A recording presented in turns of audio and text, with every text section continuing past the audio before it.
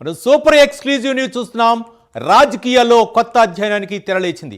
ప్రాంతీయ పార్టీలంటే కేవలం ఎన్నికల కోసమే ఆలోచిస్తాయన్న భావనను బద్దలు కొడుతూ తన పార్టీ జాతీయ దృక్పథంతో నడుస్తుందని జనసేన అధినేత పవన్ కళ్యాణ్ ప్రకటించారు.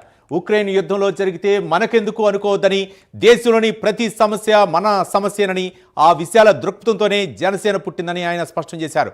ఇది కేవలం పార్టీ నేతలకు ఇచ్చిన సందేశం కాదు, తెలుగు రాజకీయాలకు ఆయన ఇస్తున్న ఒక కొత్త నిర్వచనం. కులాలు ప్రాంతాల పరిధి దాటి జాతీయవాదమే ఊపిరిగా తన పార్టీని నడిపిస్తారని, ప్రధాని లాంటి వారు గౌరవం ఇచ్చేది తన కులానికి కాదని, తన పార్టీ ఆశయ బలానికని చెప్పారు. ఈ విజయం తనది కాదని, కార్యకర్తలని పవన్ కళ్యాణ్ చెబుతూ తన రాజకీయ గమ్యం ఎటువైపోయినా ఆయన స్పష్టమైన సంకేతాలు ఇచ్చారు.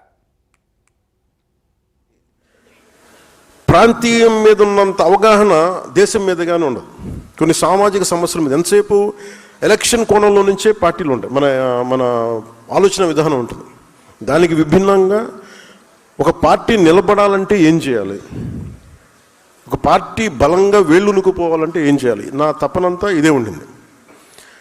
నేను ఆల్మోస్ట్ ఒక 23-24 నుంచి నేను పడ్డ తపన, కొన్ని అనుభవాలు అన్నీ కలిసి ఈ రోజున ఇన్ని దాదాపు 4,000 మంది ఈ రోజున పదవులు వచ్చినాయి. ఇన్ని ఎమ్మెల్యేలు కానీ, ఎమ్మెల్సీలు కానీ, మంత్రులు కానీ ఇవన్నీ ఉన్నాయంటే ఇది ఒక పవన్ కళ్యాణ్ అనే వ్యక్తిది కాదు, మనందరం క్యారీ చేస్తున్న ఈ భావజాలం తాలూకు శక్తి, మన పోరాట శక్తి, మన పోరాట పటిమ. రీజనల్ పార్టీస్కి జాతీయ దృక్పథం ఉండదు. మనందరం పోరాటాలు చేసేదాన్ని పదవి బాధ్యత అని ఎందుకు మాట్లాడుతున్నాను అంటే, మనందరం వీఆర్ బౌండెడ్ టు కాన్స్టిట్యూషన్. రాజ్యాంగానికి మనం లోబడే చేయాలి ఏ పనైనా సరే.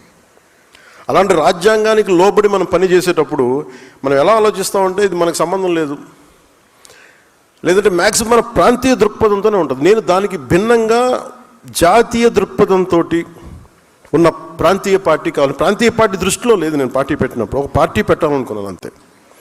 అది ఎందుకు అలాంటి పార్టీ పెట్టాలనుకున్నాను అంటే, యువతకి సలసలసలక రక్తం కరిగే యువతకి ఇది ఒక ప్లాట్ఫామ్ అవ్వాలి అనుకున్నాను. రీజనల్ జనసేన అధినేత పవన్ కళ్యాణ్ రాజకీయాల్లో ఒక కొత్త అధ్యయనానికి తెరలేపారు. ప్రాంతీయ పార్టీలంటే కేవలం ప్రాంతాలకు మాత్రమే పరిమితం కాదు, జాతీయ స్థాయిలో భావనలో అర్థం చేసుకోవాలనే విధంగా ఆయన అయితే మాత్రం పార్టీ శ్రేణులకు దిశానిర్దేశం చేశారు. జాతీయ దృక్పథంతో నడుస్తుందని జనసేన పార్టీ అని చెప్పేసి పవన్ కళ్యాణ్ చెప్పడం జరిగింది. దీనిపై మరిన్ని వివరాలు మా కరస్పాండెంట్ రాజ్ కుమార్ మరిన్ని వివరాలు అందించడానికి సిద్ధంగా ఉన్నారు. రాజ్ కుమార్.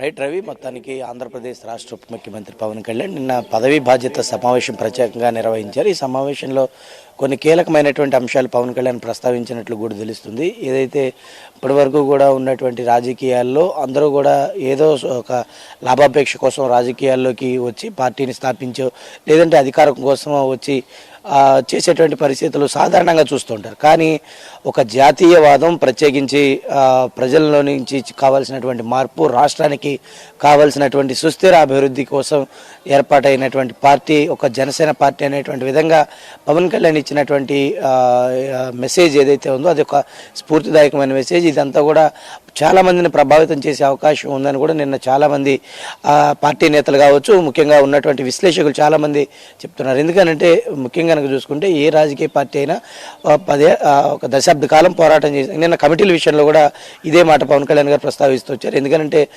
కమిటీల నిర్మాణం జరగాలంటే ప్రత్యేకంగా తనతో పాటు ప్రయాణం అంటే ఏదో వచ్చేసాము లేదంటే వెంటనే చేసేసాము లేదంటే ఇలాంటివి కాదు, ఖచ్చితంగా ఒక దశాబ్ద కాలం పాటు ఆ పార్టీలో ప్రయాణం చేసి ఎవరు ఆ పార్టీకి అండగా నిలబడ్డారు, ఎవరు పోరాటం చేశారు అనేది చూడాల్సినటువంటి అవసరం ఉంది. దానికి ప్రత్యేకంగా ఏ రాజకీయ పార్టీలో కూడా లేనటువంటి విధంగా కూడా ఒక ఎన్నిక ప్రక్రియని, అంటే సాధారణంగా మీకు నాయకుడు ఎవరు కావాలి అనేది వారినే ఎన్నుకోమనంటే వారు ఎవరినైతే సూచిస్తే వారిని ఎన్నుకునేటువంటి విధానం ఒక జనసేన పార్టీలోనే కొనసాగుతుందని కూడా చెప్పారు. ప్రధాని మోడీ లాంటి వాళ్ళు ఆయనకు విలువ ఇచ్చేది తన కులానికి కాదని, తను ఏదైతే పోరాడేటువంటి జాతీయ భావతత్వ విధానాల కోసమని ప్రత్యేకంగా పవన్ కళ్యాణ్ చెప్తున్నటువంటి పరిస్థితి కనపడుతుంది. ముఖ్యంగా ఆంధ్రప్రదేశ్లో కూటమి ప్రభుత్వం ఏర్పాటైనటువంటి తర్వాత ఏదైతే పవన్ కళ్యాణ్ చేస్తున్నటువంటి విప్లవాత్మకమైనటువంటి మార్పులు కావచ్చు, సమాజానికి ఆయన ఇస్తున్నటువంటి ఈ విధమైనటువంటి సందేశాలు కావచ్చు, ప్రత్యేకంగా చాలామందిని మోటివేట్ చేస్తున్నటువంటి పరిస్థితి కనపడుతుంది. ప్రత్యేకంగా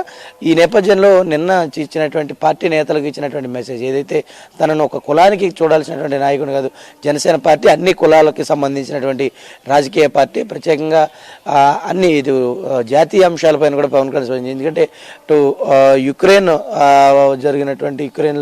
జరిగినటువంటి యుద్ధ వాతావరణం పైన సాధారణంగా ఎవరు స్పందించకుండా ఉండకపోవచ్చు, కానీ అది కూడా మన ఏదైతే రైతులకు కావాల్సినటువంటి యూరియా పైన పడినటువంటి ఎఫెక్ట్ ఆ యుద్ధం కారణం వల్లే, ఇలాంటి అంశాలన్నిటిపైన కూడా ఒక రాజకీయ నాయకులుగా మీరందరూ కూడా తెలుసుకుంటేనే రేపు ప్రతిపక్షాలు ఏదైనా మాట్లాడినా కూడా మనం దానికి స్పందించాల్సినటువంటి అవసరం ఉంటుంది. దానికి అక్కడ ఏర్పడినటువంటి కొరత కావచ్చు, దానివల్ల జరిగినటువంటి నష్టం కావచ్చు, అన్నిటి కూడా ఇలాంటివన్నీ కూడా ఒక రాజకీయ నాయకుడికి ఉన్నటువంటి అవగాహన ఉంటే గనక ఖచ్చితంగా వాటిని తిప్పికొట్టేటువంటి అవకాశం ఉంటుంది. కాబట్టి ఇలాంటివన్నిటి మీద కూడా అవగాహన పెంచుకోవాలని చెప్పారు. ప్రత్యేకంగా తన పార్టీ కోసం అండగా నిలబడినటువంటి కార్యకర్తలు, నాయకులకు తగినటువంటి ప్రతిఫలాలు ఇచ్చామని కూడా డిప్యూటీ సీఎం స్పష్టం చేశారు. ఇంకా ఎవరైతే బాధ్యతలు తీసుకున్నారు అంటే పదవి అనేది ఇది ఒక అలంకారప్రాయంగా అది ఒక బాధ్యతగా మెలగాల్సినటువంటి అవసరం ఉంది. రాష్ట్రంలో సుస్థిర అభివృద్ధి కోసం ఖచ్చితంగా ఈ జనసేన పార్టీ ఏర్పాటైంది. దానికి అనుగుణంగానే ఆ పార్టీ నిర్ణయాలన్నీ కూడా ఉండాలని కూడా డిప్యూటీ సీఎం స్పష్టం చేశారు. మరి